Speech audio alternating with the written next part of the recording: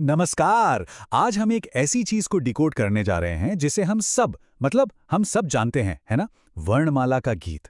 पर रुकिए, इसे हम एक मामूली बच्चों की कविता की तरह नहीं देखने वाले। नहीं, हम इसके पीछे छिपे एक बहुत ही शानदार, एक बहुत ही जीनियस डिजाइन को समझेंगे।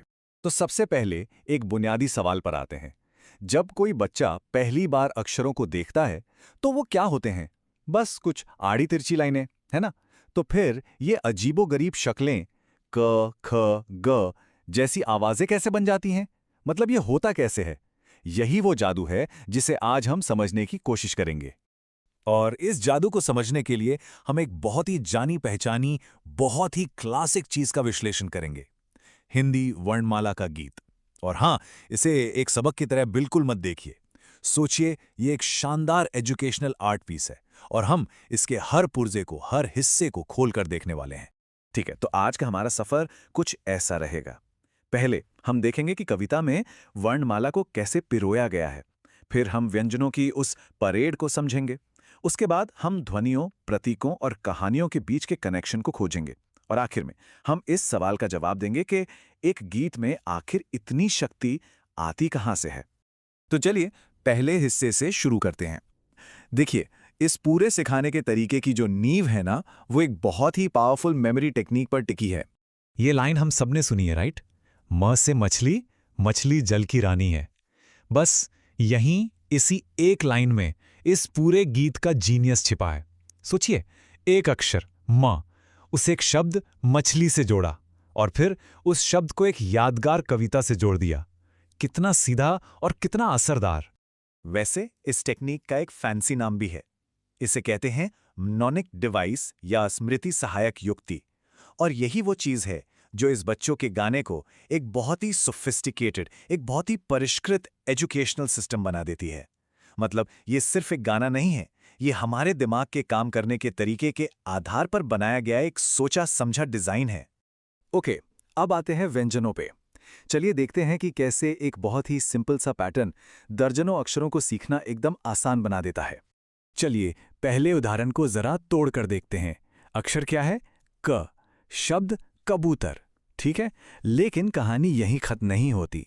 कविता आगे एक कहानी बुनती है। छत के ऊपर 4 कबूतर।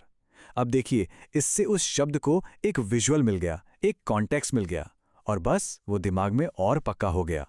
और कमाल की बात यह है कि ये पैटर्न फौरन दोहराया जाता है। ख के लिए आया खरगोश और फिर एक कविता जो खरगोश का कैरेक्टर बताती है। क फिर ख। बच्चा फौरन इस रिदम को, इस लय को पकड़ना शुरू कर देता है। और बस यही तो है सारी बात। ये दोहराव, ये रेपिटेशन, यही तो असली चाबी है। देखिए, जब हमारा दिमाग एक पैटर्न को पहचान लेता है ना, तो उसके लिए नई जानकारी को प्रोसेस करना बहुत बहुत आसान हो जाता है। बच्चे को पता है कि हर नए अक्षर के साथ क्या आने वाला है, एक शब्द और एक छोटी सी मजेदार कविता। और यहां देखिए, ये तरीका पूरी वर्णमाला में कितनी खूबसूरती से चलता है। ग से गाय चारा खा रही है, छ से छाता बारिश हो रही है, ड से डमरू भालू नाच रहा है। हर अक्षर एक छोटी सी कहानी से, एक एक्शन से जुड़ा है। ये रटना नहीं है, ये कनेक्शन बनाना है। ठीक है, अब हम इस विश्लेषण के सबसे दिलचस्प हिस्से पर आ रहे हैं। यहाँ हम ये देखेंगे कि ये जो शब्द चुने गए हैं वो सिर्फ याद रखने के लिए नहीं है। नहीं, इनके अंदर संस्कृति और ज्ञान की पूरी दुनिया छिपी हुई है। तो पॉइंट ये है कि वर्णमाला सिखाने के बहाने ये गीत दरअसल बच्चों को उनकी दुनिया, उनकी संस्कृति से भी मिलवा रहा है। ये शब्द सिर्फ रैंडम नहीं है, ये कल्चर के छोटे छोटे कैप्सूल हैं जो बहुत सोच समझकर चुने गए हैं। जरा इस टेबल को देखिए। ज से जहाज भी तो हो सकता था, है ना? लेकिन चुना गया जलेबी। क्यों? क्योंकि जलेबी सिर्फ एक मिठाई नहीं, वो एक एहसास है, उत्सव का प्रतीक है। फिर देखिए, य से यज्ञ और त्र से त्रिशूल।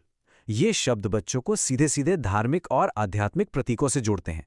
और ज्ञ से ज्ञानी को ओम नमः शिवाय से जोड़ना, ये ज्ञान को आध्यात्मिकता से जोड़ता है। कितनी गहरी बात है। तो चलिए अब सब कुछ समेटते हैं। आखिर सवाल तो यही है कि ये तरीका इतना इफेक्टिव, इतना असरदार है क्यों? सबसे पहले प्रॉब्लम का साइज तो देखिए। हिंदी वर्णमाला में 50 से ज्यादा 50+ यूनिक सिंबल्स हैं। जरा एक छोटे बच्चे के नजरिए से सोचिए, ये तो एक पहाड़ जैसा काम है।